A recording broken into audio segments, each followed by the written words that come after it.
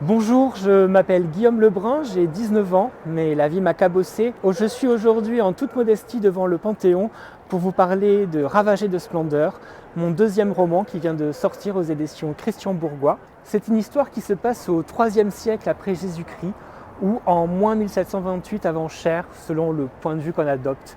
Et vous comprendrez que j'adopterai plutôt le point de vue de Cher.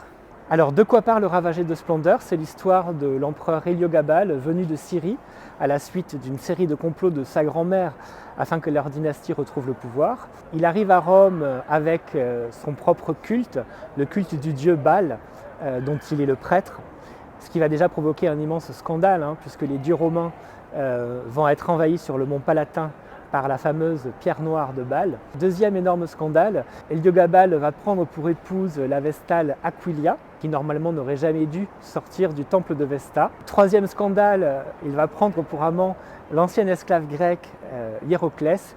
Et quatrième scandale, peut-être le plus important de tous, il va annoncer à Rome que pour la désigner, ils n'emploieront plus de pronoms masculins, mais uniquement des pronoms féminins.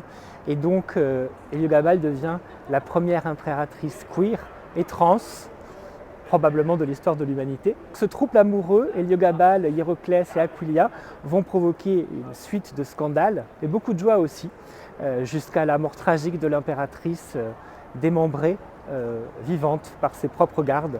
Comme son corps ne rentrait pas dans les égouts, elle a fini par être jetée dans le Tibre, où on peut encore sans doute la retrouver aujourd'hui.